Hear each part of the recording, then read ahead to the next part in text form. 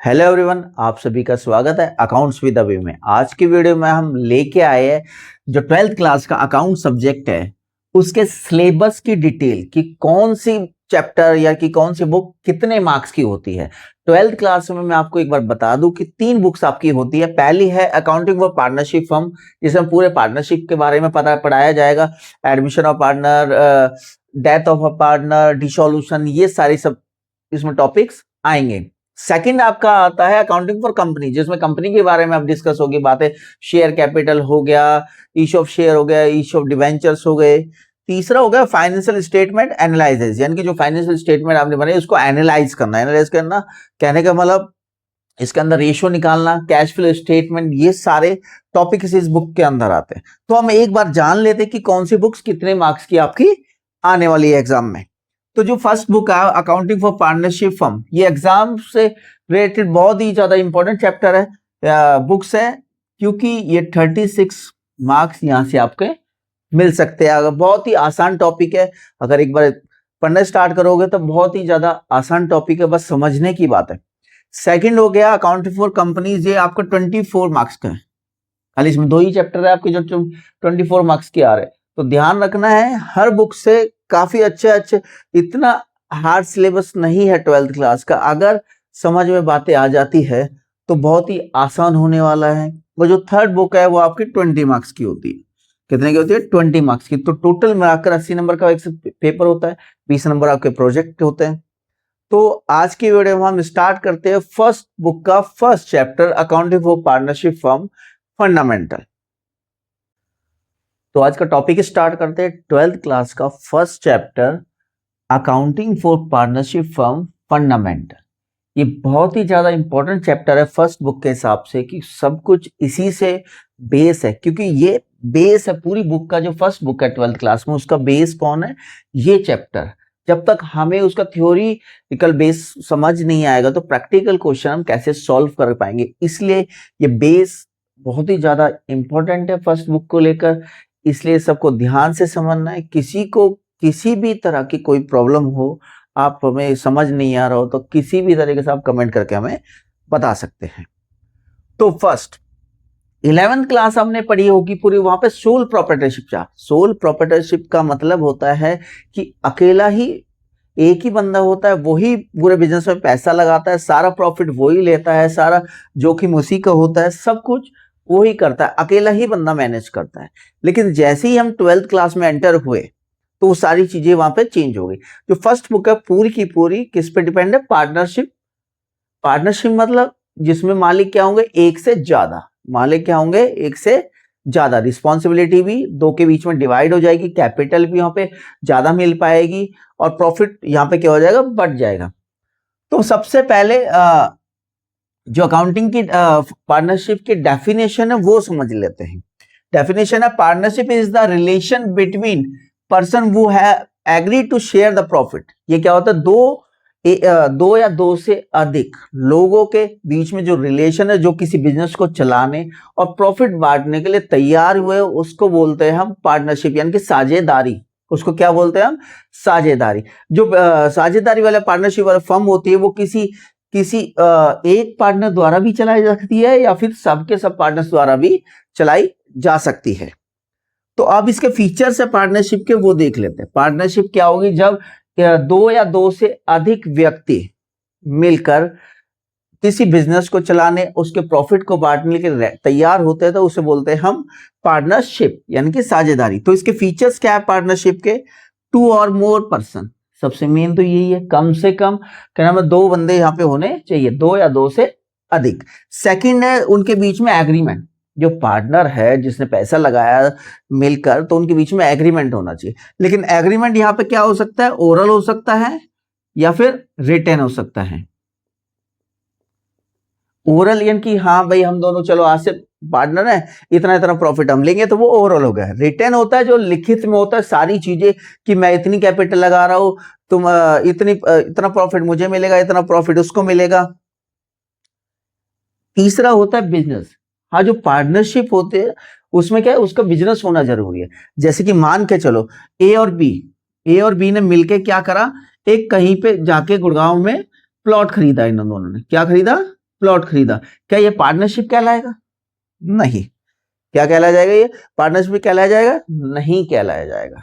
लेकिन ए और बी ने मिलकर कोई शॉप ओपन करी, किसी चीज की, कपड़ों की, जूतों की, किसी भी चीज की, फर्नीचर की, अगर इन दोनों ने मिलकर शॉप ओपन करी, वो पार्टनरशिप कहलाई जाएगी। तो समझ रहे हो क्या होना चाहिए? बिजनेस होना जरूरी है। तीसरा, प्रॉफिट शेयरिंग, यानी कि अगर पार्टनरशिप बन गई है तो प्रॉफिट का बंटवारा जरूरी हो जाता है। क्या हो जाता है? प्रॉफिट का बंटवारा।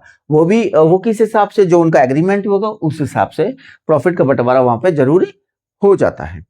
और इसमें लास्ट है, business can be carried by all, यानी कि बिजनेस सभी पार्टनर्स द्वारा चलाया जा सकता है, और any one of the partner acting for all, या फिर किसी एक पार्टनर द्वारा बिजनेस चलाया जा सकता है सबके अनुसार। तो एक बार डेफिनेशन हो गया और उसके फीचर्स हो गए। डेफिनेशन एक बार मैं दोबारा से बता दूं, जब कभी दो या दो से अधिक व्यक्ति किसी ग्रुप बिजनेस को चलाने के लिए तैयार होते हैं, उसके प्रॉफिट को बांटने के लिए तैयार होते हैं, तो उसको बोलते हैं हम पार्टनरशिप, यानी कि साझेदारी। कम से कम यहाँ पे दो व्यक्ति को होना बहुत ज्यादा जरूरी है। और यहाँ पे मैक्सिमम 50, मैक्सिमम कितने हो सकते हैं? 50, कम से कम दो, और अधिकतम यानी कि मैक्सिमम 50 हो सकता है यहाँ पे। और जो एग्रीमेंट है वो ओरल भी हो सकता है, रिटेन भी हो सकता है। अब इसके बाद, अब पार्टनर्स के जो यहाँ पे पार्टनर बन गए, जैसे कि पार्टनरशिप होगी तो पार्टनर एक से ज्यादा हो गए, तो दोनों के राइट्स क्या है किसी पार्टनर्स के, वो एक बार हम यहाँ पे देख लेते हैं। अब हम पार्टनर्स के राइट जान लेते हैं कि पार्टनर्स के क्या क्या राइट होते हैं। तो पहला राइट है पार्टनर्स का कि वो जो मैनेजमेंट है बिजनेस का, उसमें पार्टिसिपेट कर सकता है। हाँ जी, क्योंकि वो भी मालिक है। पार्टनर का मतलब क्या हुआ? वो भी कुछ हिस्सेदारी का मालिक होगा, तो इसलिए उसका मैनेजमेंट में पार्टिसिपेट करने का पूरा पूरा उसका अधिकार हो जाता है। बुक चेक कर सकता है, वो भी अपनी फर्म की क्या बुक्स चेक कर सकता है पूरा उसके पास। Share profit and loss in agreed ratio, उसको पूरा अधिकार है जो भी एग्रीड रेशियो उसके अनुसार प्रॉफिट और लॉस लेना। अगर कोई रेशियो एग्रीड नहीं है तो Indian partnership act, Indian partnership act 1932 के अनुसार सभी पार्टनर्स को बराबर बराबर प्रॉफिट मिलता है। Allow the admission of a new partner, ये एक मैं एग्जांपल देता हूं, जैसे कि मान के चलते हैं किसी भी पार्टनरशिप फर्म में पहले से ही 10 लोग पार्टनर है, पहले से ही 10 लोग पार्टनर है, और उस क्या हुआ, कोई 11वां बंदा यहाँ पे एडमिट होने के लिए आया, एडमिशन होने के लिए आया, तो 9 पार्टनर्स ने बोल दिया ठीक है जी, आप हमारी पार्टनरशिप में जुड़ सकते हो। लेकिन एक पार्टनर ने क्या बोल दिया, नहीं जी, मुझे ये नहीं है, इसमें एक्सेप्ट नहीं है अपने बिजनेस के अंदर। तो क्या वो पार्टनर जो 11th है वो एंटर हो पाएगा पार्टनरशिप में या नहीं? तो यहाँ पे जवाब होगा नहीं। जब तक सारे पार्टनर्स की सहमति नहीं होगी तो कोई नया पार्टनर एडमिट नहीं हो सकता पार्टनरशिप फर्म के अंदर। इसके अलावा बहुत राइट है उसके, जैसे कि अगर उसने पार्टनर ने फर्म को लोन दे रखा है तो उस पर 6% इंटरेस्ट लेने का पूरा अधिकार होता है पार्टनर्स का। अब इसके बाद मैं एक आपको चीज बता देता हूं कि जो पार्टनरशिप है, पार्टनरशिप, पार्टनर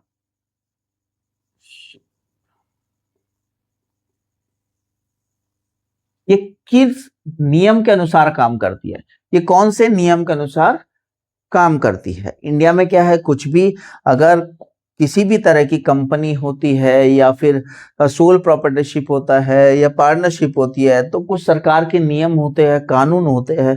तो इंडिया के अंदर पार्टनरशिप के लिए इंडियन पार्टनरशिप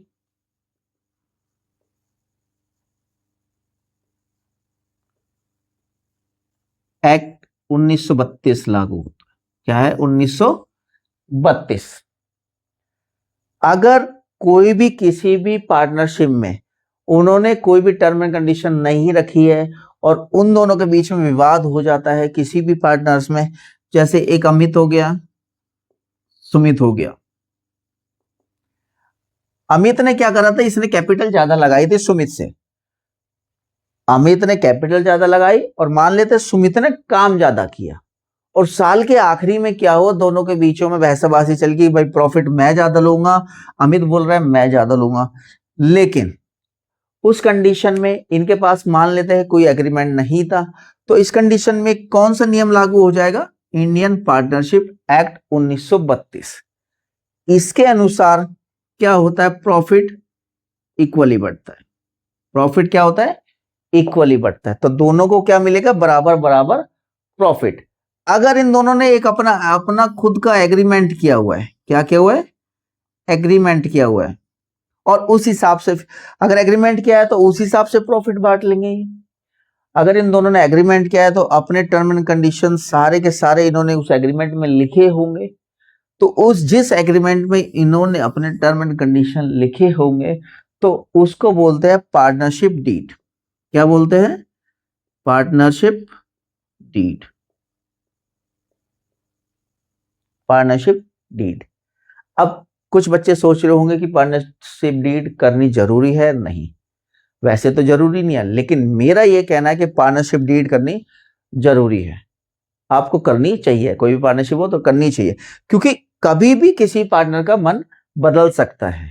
तो इसलिए पार्टनरशिप डीड हमारे पास होगी तो हमारे पास डॉक्यूमेंट होगा कि भाई लिखित में सारी चीजें, हमारी शर्तें ये थी, इस हिसाब से हमारी पार्टनरशिप चलनी थी। लेकिन ये गलत हो रहा है, तो उस हिसाब से अगर पार्टनरशिप डीड नहीं होगी तो क्या लागू होगा, इंडियन पार्टनरशिप एक्ट 1932, जहां पे क्या होता है, प्रॉफिट इक्वली बढ़ता है, interest on capital, interest on drawing कुछ वहां पे नहीं दिया जाता।